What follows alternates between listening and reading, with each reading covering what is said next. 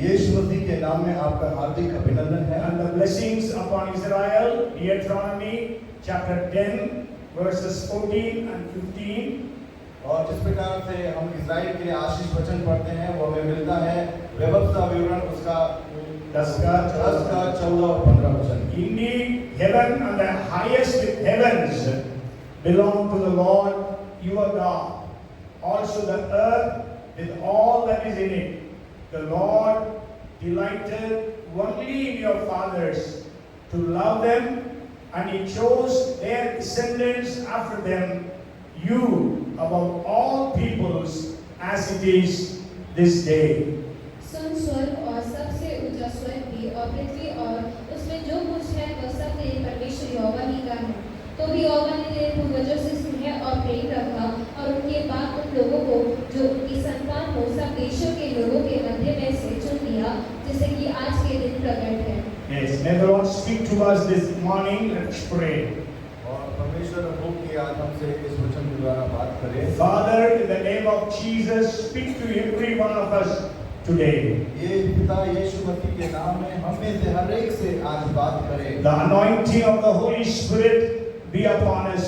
और पवित्र आत्मा का वो अभिषेक हम में से हर एक के ऊपर होने पाए। Let the church be revived, we pray. और कलीसिया जागृत हो जाए इन दिनों में। Amen. आमीन। Praise the Lord. So we read from the book of Ezekiel, chapter 47. और इस प्रकार से हमने यहेजकेल की किताब उसका 47 अध्याय में से पढ़ा। You know, Ezekiel is the least read book in the Bible. और जो आप जानते हैं कि जो यहेजकेल की किताब है वो कम पढ़ी जाने वाली किताब है। And it is also the book where the messages are not so much preached. और जो जो प्रचारक के लिए बहुत ज्यादा इसमें से प्रचार नहीं करते हैं। And we also don't quote verses from this book when we preach. और जो इसमें से जो जब प्रचार करते हैं इसमें से वचन को उपयोग भी ज्यादा नहीं करते हैं। Because the chapters, it is a long book, 48 chapters. क्योंकि ये जो किताब है वो बहुत लंबी किताब है जो कि 48 अध्याय की किताब है। And then we also don't understand many of those things which are written there. और बहुत सी बातें जो इस किताब में लिखी है वो कई बार समझ नहीं पाने के कारण नहीं पढ़ते हैं। But sure there are some passages which are very well known. और जरूर है कि हम कई जो वचन है उसको हम अच्छे से समझ पाते हैं। Can you tell me some of the passages in the book of Ezekiel which are very well known? और कई जो वचन है जो हम यहेजकेल की किताब में तो बहुत अच्छे से जानते हैं। कौन सा वचन है जो हम जानते हैं, बता सकते हैं? कोई बता सकते हैं? यहेजकेल की किताब में से वो मुख्य वचन कई बार जो हम बोलते हैं These which are usually used, very few verses, but then they are very famous also. Many songs are also written.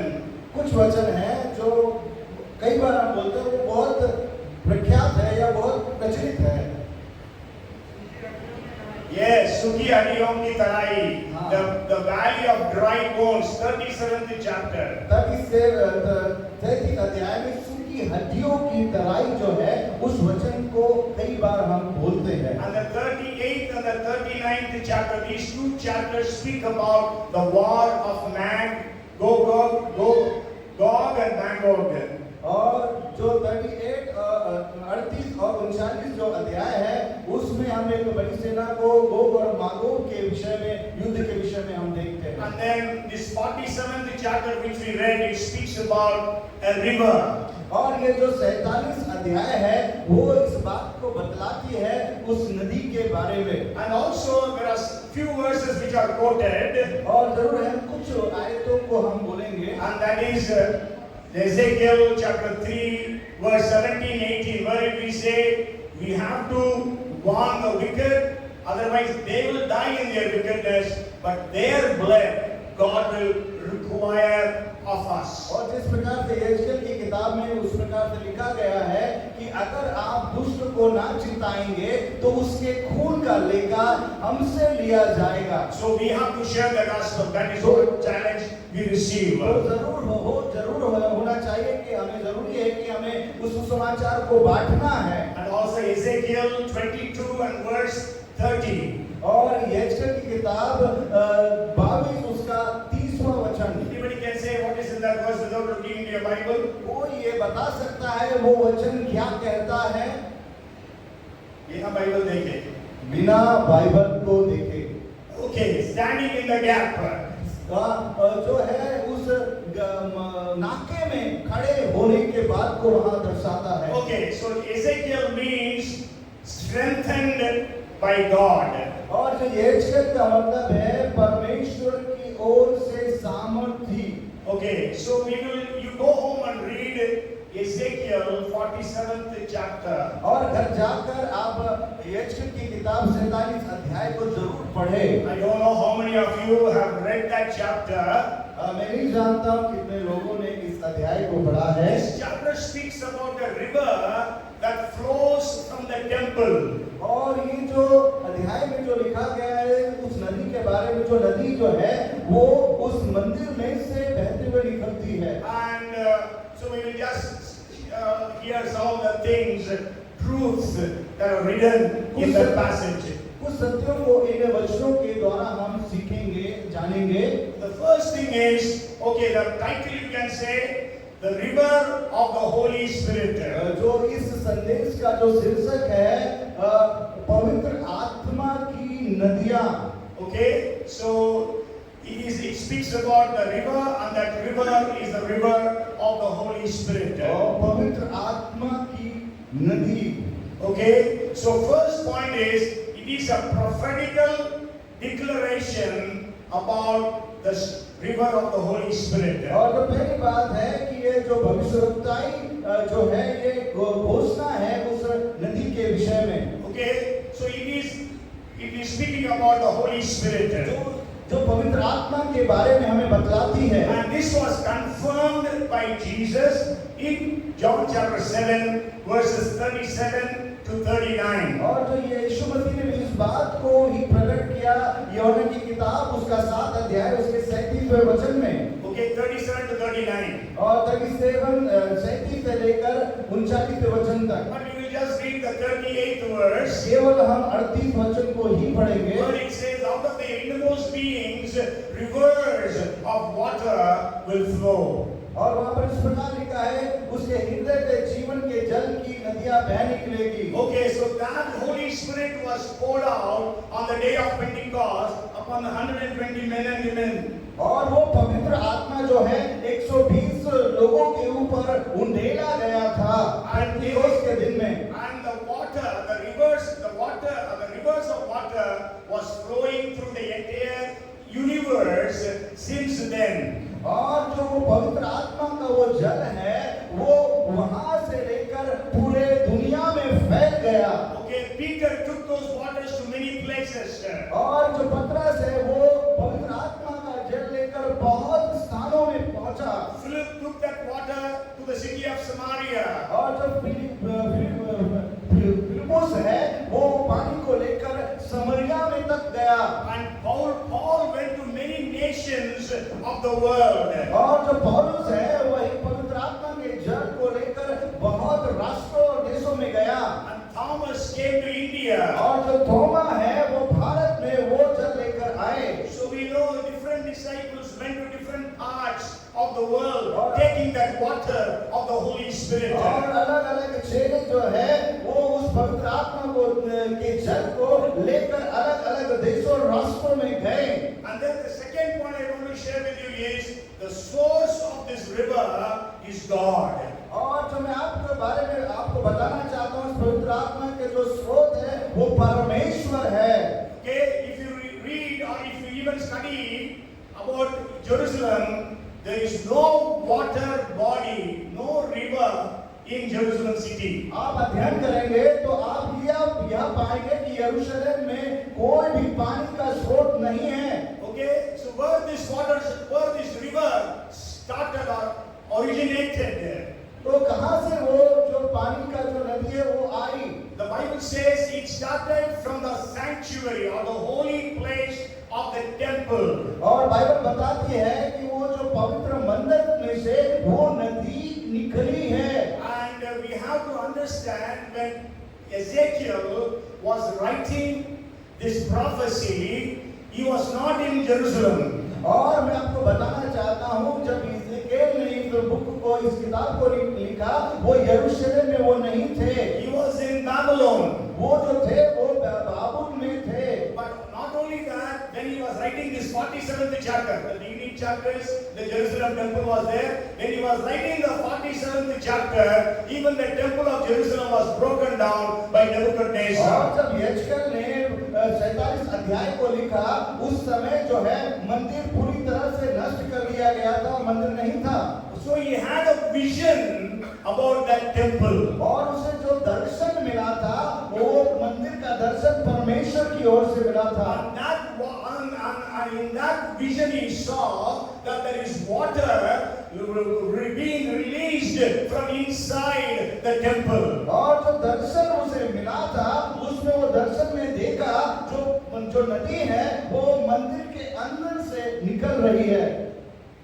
Where is the temple today? आज के समय में वो मंदिर कहाँ है, कौन है?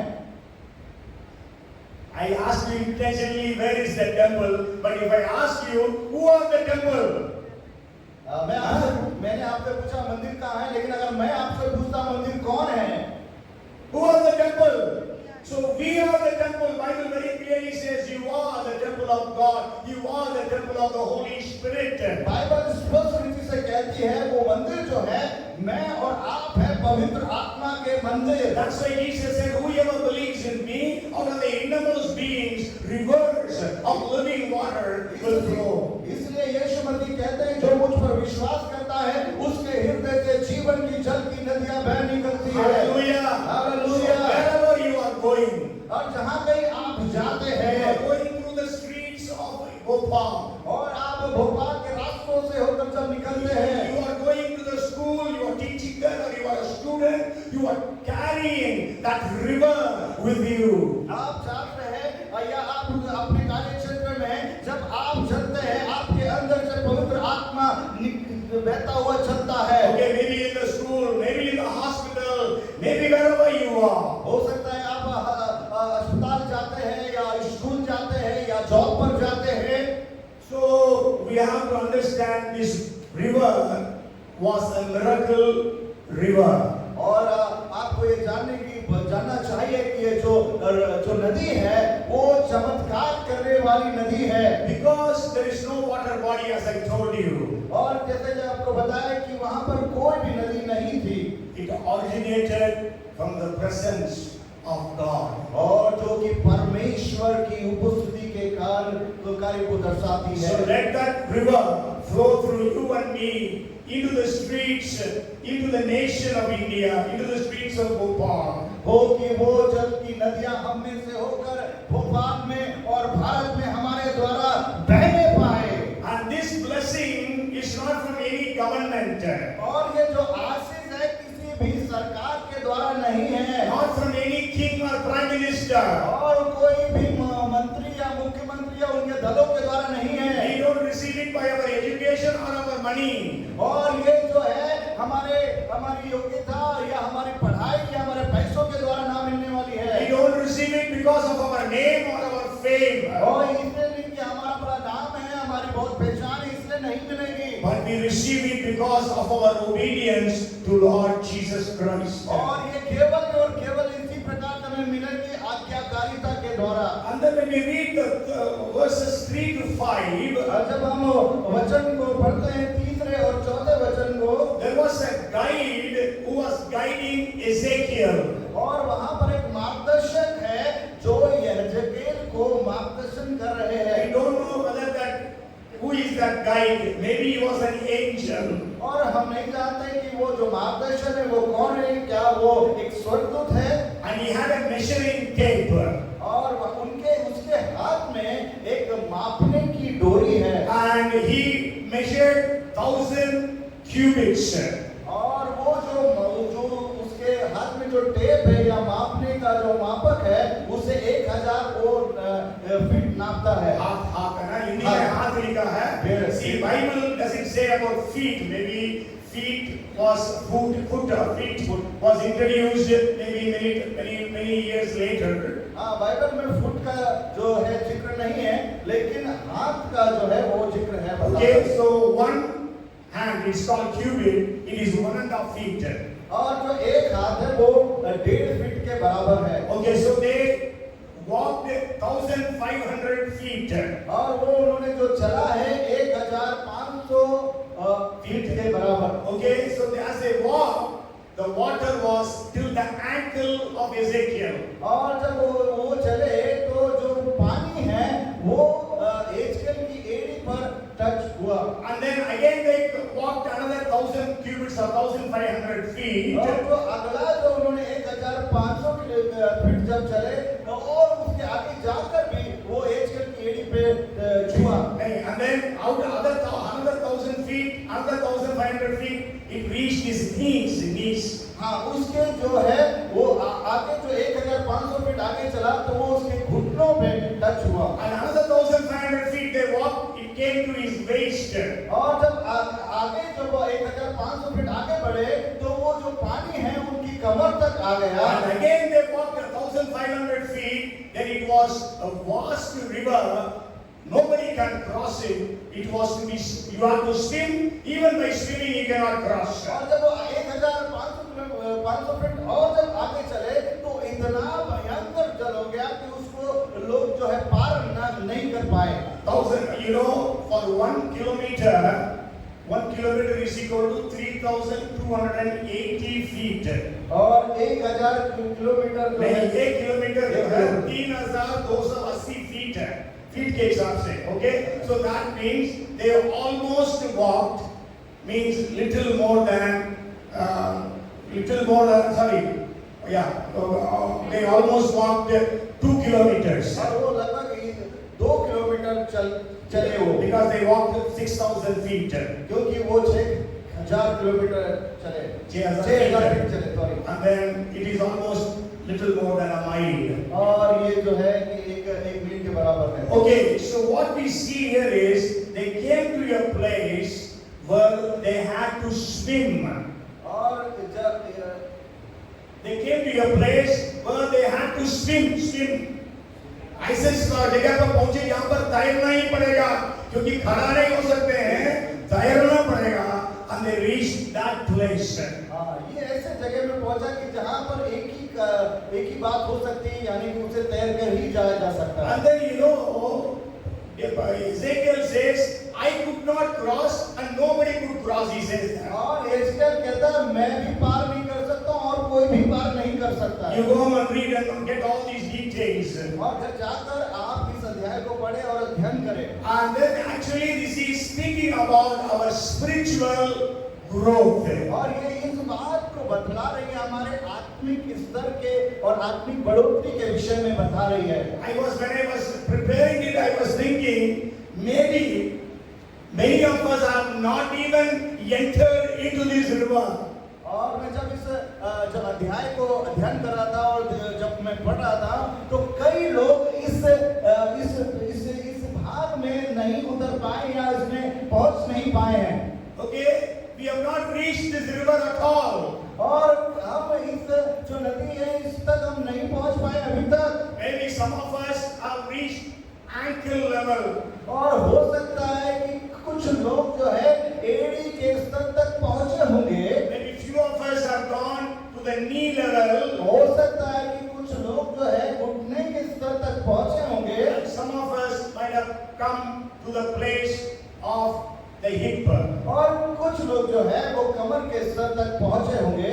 And I think none of us, including me, none of us have come into the place where it is swimmable deep. और मैं अपने आप को जोड़कर कहता हूँ कि मैं भी उस स्तर स्तर में नहीं पहुंच पाया हूँ कि उस तैरने के उस डीपर लेवल के स्तर में। Sure, the Bible does not say what does it mean by ankle level or knee level or waist level.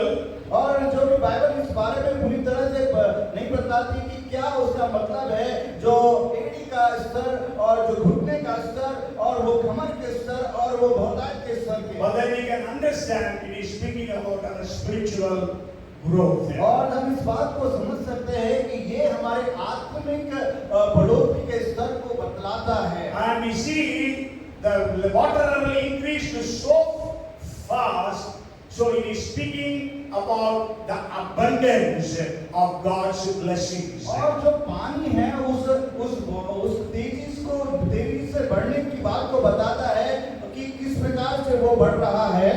Okay, so these are some of the points I wanted to share. और कुछ बातें जो मैंने आपके साथ में अभी बांटा है। And the second big point I want to share with you is the impact of the river. और जो मैं आपको दूसरी बात जो आपको बताना चाहता हूँ नदी के उस प्रभाव के विषय में। Okay, so the first point is river of the Holy Spirit. जो पहला जो बिंदु है वो पवित्र आत्मा की नदी। And the second point is the impact of that river. और दूसरा जो बिंदु है वो नदी का प्रभाव। Okay, so if you go when you read this passage, you can understand. जब आप इस अध्याय को पढ़ेंगे तो आप बेहतर रीति से समझ पाएंगे। You know, when this water reached the sea, the Bible says the sea became healed.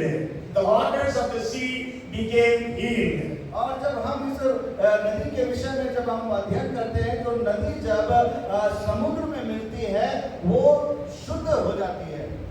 Even not even समुद्र, हिंदी में क्या लिखा है? सागर लिखा है, सागर है ना? समुद्र सागर है ना?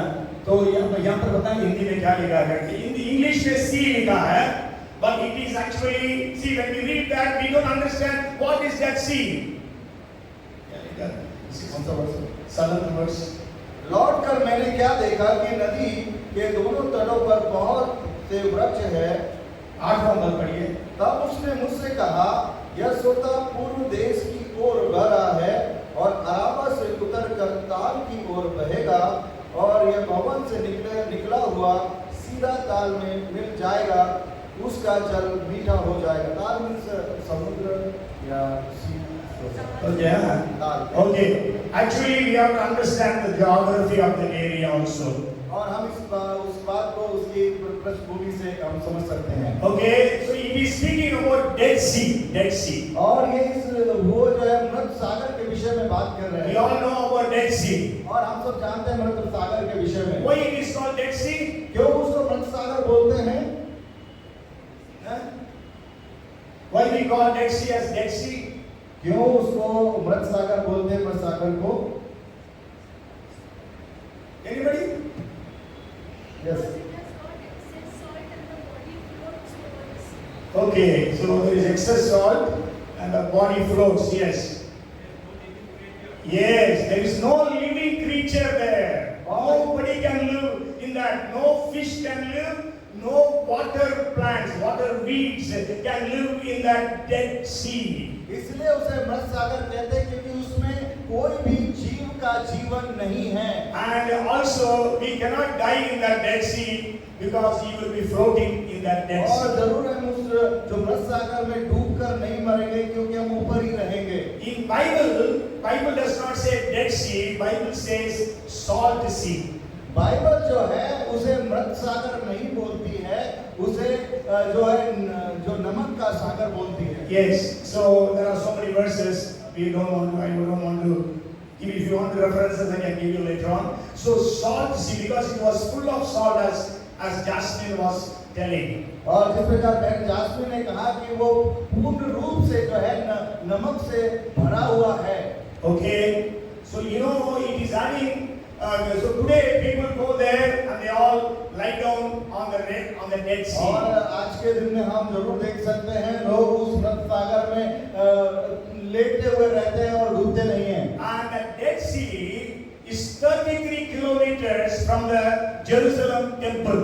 और जो मृत सागर है वो यरूशलेम से 33 किलोमीटर की लंबाई में है। Okay, so that means दूर है. दूर है. So the water was flowing from Jerusalem all the way 33 kilometers into the Dead Sea. और जो पानी है वो यरूशलेम से वो 33 किलोमीटर है वहां तक बहता हुआ जाता है। You know, every river will go and join some sea or some ocean.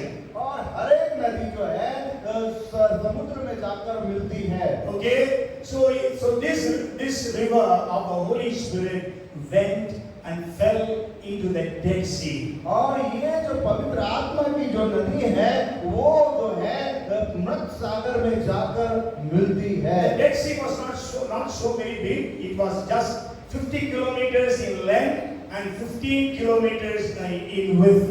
और जो मृत सागर है बहुत ज्यादा बड़ा नहीं है, जो है 55 किलोमीटर है वो चौड़ा और 15 किलोमीटर वो लंबा है। Okay, so it was actually the deepest point is 978 feet. और जो उसका जो गहराई का जो मापन है 9,978 फीट है। Okay, so when this water went and fell into the Dead Sea, the Bible says everything in that began to live. और जो जो पवित्र आत्मा की जो नदी है जब वो मृत सागर में जब प्रवेश करती है मिलती है वो सब कुछ को जो मृत है उसे जीवित कर देती है। The 8th verse, last part, if you read, its waters are healed.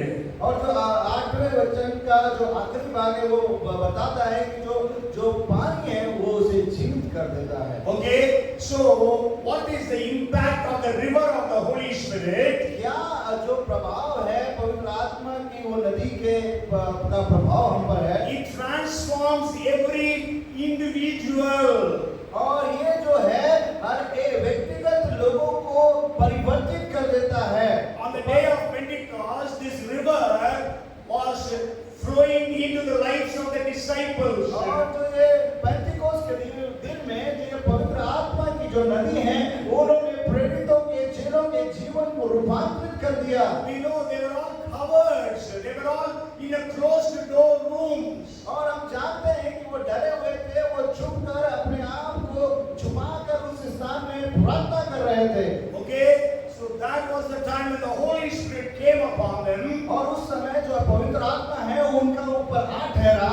All of them were transformed. और वे सब के सब रूपांतरित हो गए। The Peter who denied Jesus 50 days back. और जो 15 दिन पहले जो पतरस है जिसने यीशु मसीह का इनकार किया था 50 days before that. और 50 दिन पहले and he is declaring boldly, you crucified Jesus, Heavenly Father raised him to life, and he is the Lord and he is the Messiah. और वो बड़े साहस से इस प्रकार से वहां पर बोलने लगा कि तुमने यीशु मसीह को क्रूस पर चढ़ाया और वो मृतकों में से तीसरे दिन जी उठा। So the impact of this river is it transforms everything. और जो ये नदी का जो प्रभाव है वो हर एक के जीवन को रूपांतरित कर देता है। Okay, how in what all ways the river transformed the waters of the Dead Sea. और जो भी व्यर्थ चीजें हैं उस मृत सागर में उसको वो बदल देता है। Okay, how it did? What all it did? The river of the Holy Spirit, मतलब ये पवित्र आत्मा का एक नदी मृत सागर के चीजों को किस प्रकार से और कैसे कैसे रूपांतरित करती है, हम उसके बाद में कुछ बातें देखेंगे। The first thing is this river is the waters of the Dead Sea. और जो पहली बात है ये जो नदी है वो जो मृत सागर है उसकी चीजों को पूरी तरह से बदल देती है। Okay, चंगा कर देती है। चंगा कर देती है। And we know that river of the Holy Spirit came upon the apostles.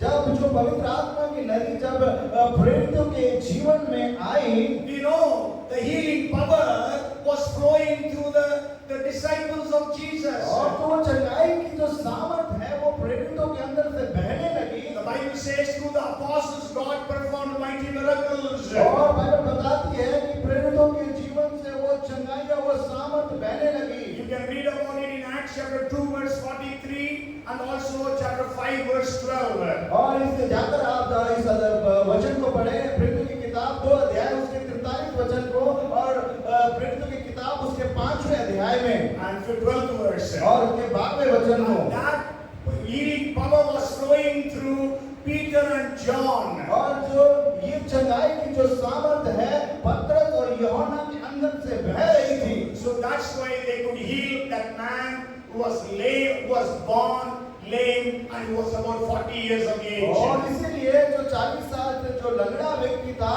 उसे उस पवित्र आत्मा की उस सामर्थ से वे चंगा कर सके। And it was flowing through Peter.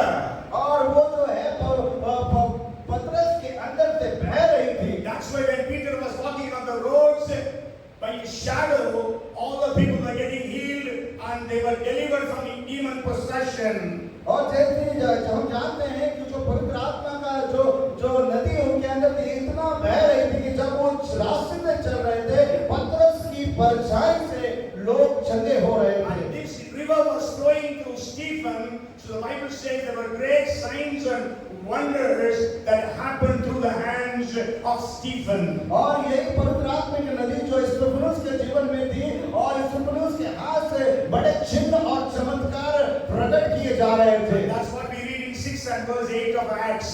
और इसी बात को हम प्रेरितों की किताब 6 अध्याय उसके 8वें वचन में पढ़ते हैं। It was flowing through Philip.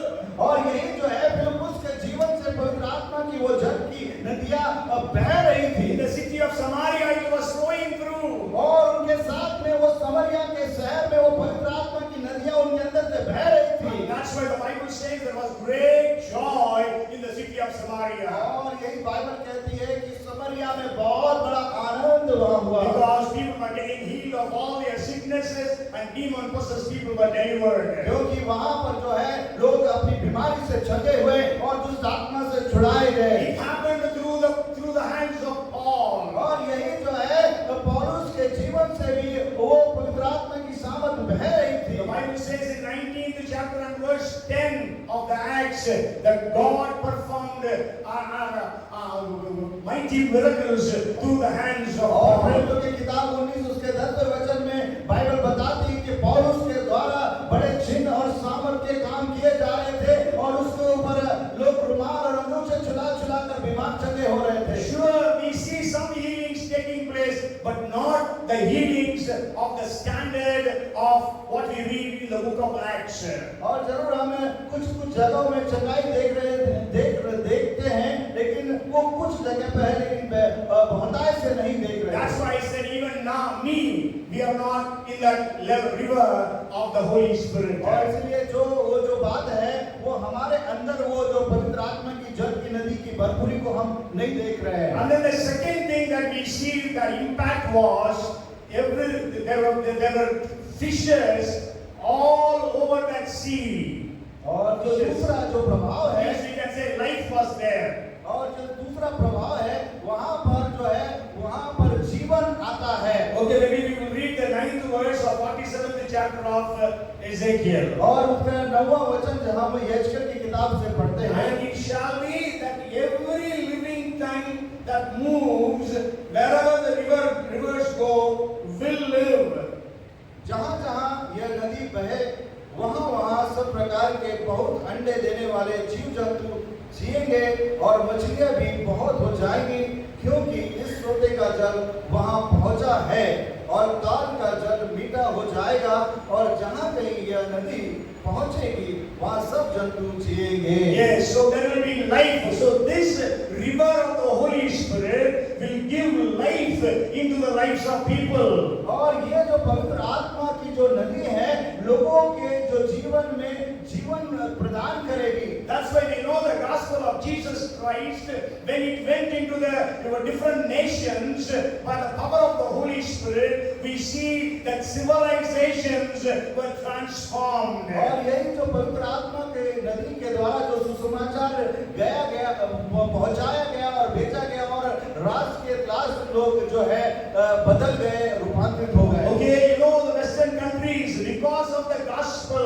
they all prospered and they all were transformed. transformed. और जो ये ना केवल पाश्चात्य देशों में लेकिन अलग अलग जगहों में इस सुसमाचार के द्वारा बड़े परिवर्तन को देखा गया। In the Western countries are more backward than India. You may be knowing that. और आप ये देख सकते हैं कि जो पाश्चात्य देश है वो इंडिया भारत से भी पिछड़े हुए थे। But then because of the gospel, they all have grown and developed and prospered. और केवल सुसमाचार के ही द्वारा आज वो इतने उन्नत है और प्रगतिशील है। The gospel has transformed the nations of Africa.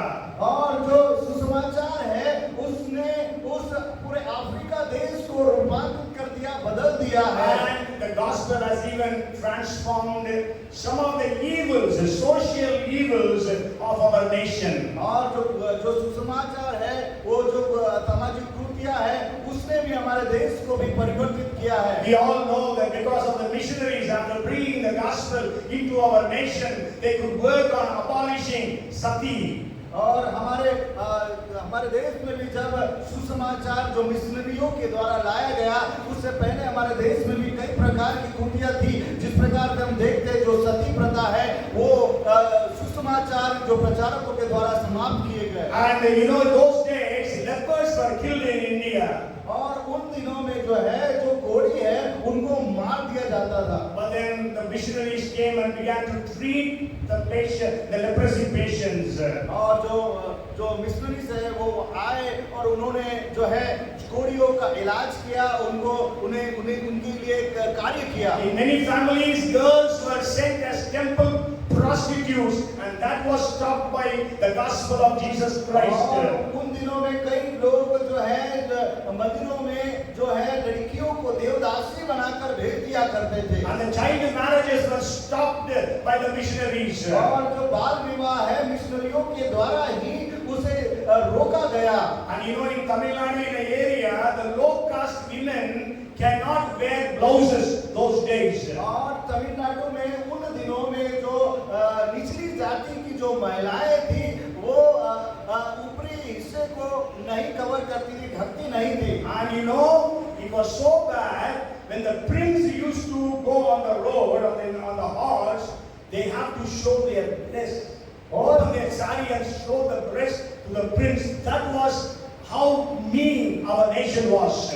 और ये बड़ा ही दुखदाई था जब राजा उस रास्ते से गुजरता था, उन स्त्रियों को अपने उन बातों को प्रदर्शित और ऊपरी हिस्सों को प्रदर्शित करना पड़ता था। ये बड़ी ही दुख की बात थी। And these are all stopped by the gospel of Jesus Christ. और ये सब केवल सुसमाचार के प्रचार से होने पाया। Because the river of the Holy Spirit began to flow in the nations of the world. और ये जो जीवन की जल की जो नदियां हैं वो देशों में और राष्ट्रों में बहने पाई है। And the third impact of this river was trees were on both the sides of the sea. और जो ये नदी का जो प्रभाव है उसको इस प्रकार से देखते हैं, जो नदी के दोनों तरफ दोनों तटों पर हम वृक्षों को देखते There हैं। were no trees earlier. और बहुत सारे वृक्षों को हम देखते हैं। There were no trees there before this river was flowing. हाँ, जो इससे पहले की नदी नहीं बही थी वहाँ पर कोई पेड़ नहीं थे। Because they cannot grow, because it was dead. वो नहीं बड़े थे क्योंकि वो मृत थे, क्योंकि वहाँ पर नदी नहीं थी। And the Bible speaks about those trees. और बाइबल जो है उन वृक्षों के बारे में बताता And है। it says they grew all kinds of food. और वो हर प्रकार के जो फल है उसको देती है। Their fruit will be for food.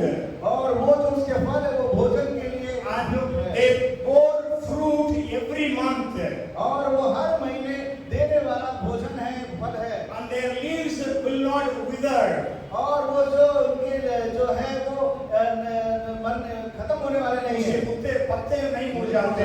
Their leaves were for medicine. और जो उसके जो पत्ते हैं वो औषधि का कार्य करते हैं। Their fruit will not fail. और उसके जो फल है वो झड़ते नहीं हैं। Okay, we all read this in the same passage. You go home and read 47th chapter verses 1 to 12. और आप इसके बारे में और अधिक जानने के लिए घर जाकर यक्षय की किताब 47 अध्याय को जरूर पढ़ें। And the fourth impact of that river was और जो चौथा जो प्रभाव है उस नदी का, multitude of fishes. और बहुगुणित संख्या में मछलियों को देखते हैं। We know Bible compares souls to fishes. और जो बाइबल है वो जो तुलना आत्मा की वो मछली से करती है। Yes, because Jesus told Peter, "You follow me, I will make you fishers of men." और इस प्रकार से यीशु मसीह पतरस से कहते हैं, मेरे पीछे हो ले, मैं तुम्हें मनुष्य का मछुआ We बनाऊंगा। read that fishermen were standing and fishing by NJE to Englaim, 2 cities it is saying there. और ये यहाँ पर जो मछली पकड़ने वाला है वो मछली पकड़ता है। Okay, so we are all fishers of men. We will be fishers of men when we have the river of the Holy Spirit. और हम सब जो है मनुष्य के मछुए हैं। जब हमारे अंदर वो पवित्र आत्मा की जल की नदियां होती हैं, हम मनुष्य के मछुए बन जाते हैं। That's why when the Holy Spirit's river fell upon the first century church, they could see some thousands and thousands, maybe millions of people turning to the Lord. और प्रथम शताब्दी में इसी पवित्र आत्मा की नदी के उस भाव के विषय में लोगों के जीवन से हम देखते हैं किस प्रकार से वो पवित्र आत्मा की नदी उनके अंदर से बह निकली और हजारों लोग कलीसिया में मिलते चले गए। You know, there are statistics which prove that in the first century 80% of the world's population accepted Jesus. और जो सांख्यिकी इस प्रकार से बताती है कि 80% लोग मसीह को अपना उद्धारकर्ता करके स्वीकार कर लिए थे। In the nations of the world, not just in Jerusalem, not just in Judea, but all over the world, there are almost 80% of the people who had become Christians in the first century. ना केवल यरूशलेम, ना केवल यहूदिया, लेकिन पूरी दुनिया का 80% जो है वो यीशु को ग्रहण कर चुके थे। So Jesus said, "If you believe in me, from your innermost beings, rivers of living water will और flow." यीशु मसीह कहते हैं जो मुझ पर विश्वास करता है उसके हृदय से जीवन की जल की नदियां बह निकलेगी। And so we will be winning souls in large numbers. और हम बड़ी संख्या में जो है आत्माओं को जीतेंगे। And the fifth impact of that river was, और जो पांचवा जो प्रभाव है उस नदी का, if you read verse 11, और उसके 11वें वचन को हम पढ़ेंगे, "But its swamps and marshes will not be healed, they will be given over to salt." परंतु ताल के पास जो दलदल और गड्ढे हैं उनका जल मीठा ना होगा, वे खारे ही रहेंगे। Because we need salt. क्योंकि वो जो नमक की आवश्यकता है, We all need salt. हम सबको जो है नमक की जरूरत है। Can we live without salt? क्या हम नमक के बिना जीवन जी सकते हैं? नो, नहीं। Jesus said he was the salt of the earth. यीशु मसीह कहते हैं कि तुम जगत के नमक हो। So we are the salt of the earth. So that place it says the swamps and the marshes, they were not healed because they needed salt. और जिस प्रकार यीशु मसीह कहते हैं कि हम जगत के नमक है और नमक की जरूरत है उस ताल को। Okay, not ताल को, हमको जरूरत है, इसलिए वहाँ का जो चीजें थी, क्या लिखा, marshes, उसको क्या हिंदी में क्या लिखा है, swamps and marshes, दलदल और गड्ढे हैं। हाँ, दलदल और गड्ढे। Okay, so they were not healed because they needed salt for their daily use. हाँ, क्योंकि उन्हें वहाँ पर ये नहीं होगा, इसलिए उन्हें नमक की बहुत आवश्यकता है। Okay, so that is the impact that the river made in the places wherever the river was flowing. और जो नदी का जो प्रभाव है जहाँ कहीं वो जाती है उसके उस प्रभाव को वो रखती है। And the last point I want to share with you is, और जो मैं आखिरी बात जो आपके साथ में साझा करना चाहता हूँ, it is a comparison between river Jordan and the river of the Holy Spirit. और जो उसकी तुलना है जो यरदन की नदी और पवित्र आत्मा की नदी से करते हैं। You know, Jordan River is very famous in the Bible. और हम जानते हैं कि जो यरदन नदी है बड़ी विख्यात है, प्रचलित है। You can tell me what about the river Jordan? Some of the कुछ मुख्य बात आप यरदन नदी के विषय में बताना चाहते हैं? What is the speciality about River Jordan? क्या मुख्य बात है, क्या विशेषताएं हैं यरदन नदी की? Yes, Jesus was baptized in River Jordan. और यीशु मसीह ने यरदन में बपतिस्मा लिया था। And more. और भी बता सकते हैं? Tell me. Yes, Naaman was healed when he dipped himself in River Jordan. Very good. और जो नामान है उसने उस नदी में यरदन नदी में डुबकी लगाने के कारण उसका कोढ़ चर्म ठीक हो गया था। Okay, another one. और कोई बता सकता है विशेषता?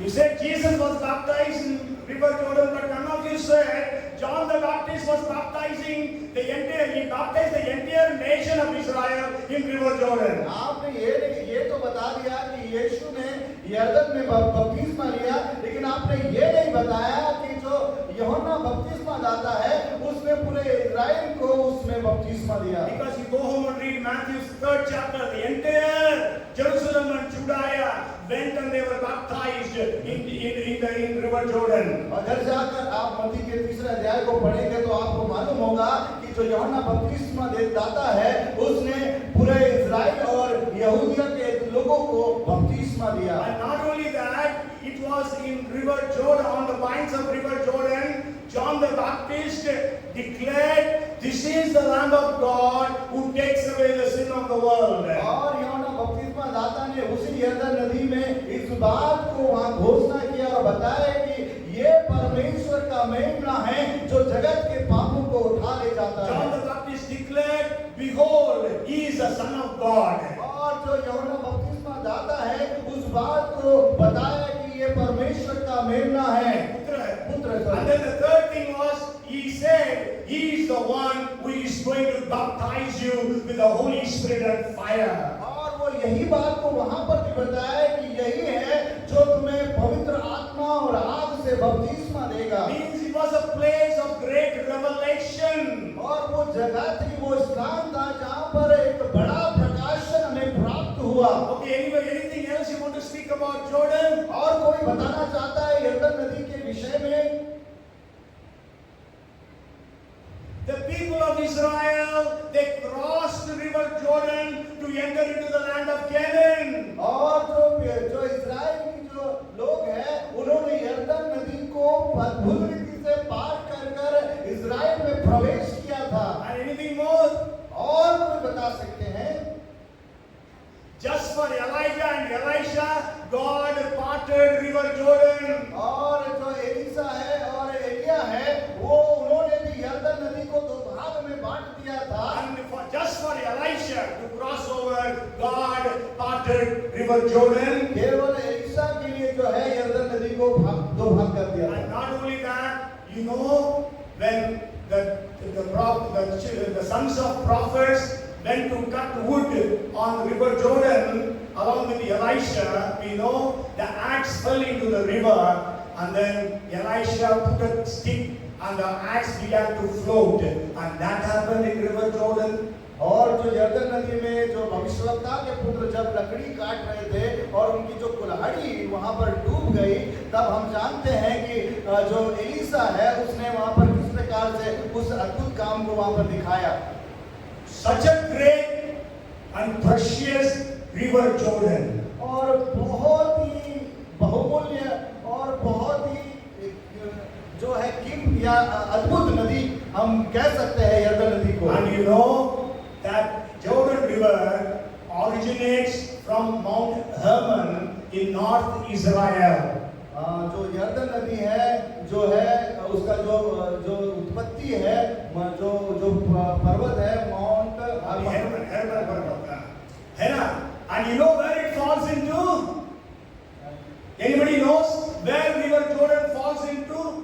कोई बता सकता है कि कैसे जो है यरदन नदी वहां से बहती है, बहकर कहां जाकर गिरती है और कहां जाकर गिरती है, कौन से नदी में या सागर में, और कौन से सागर समुद्र में जाकर मिलती है गिरती है?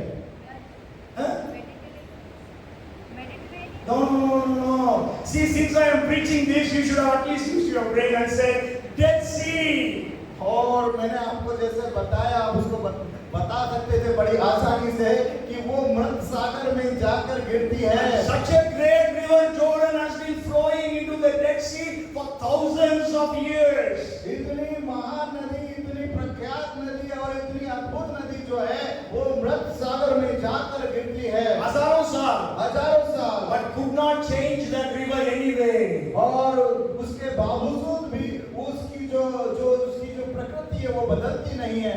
Okay, बदल नहीं सकती।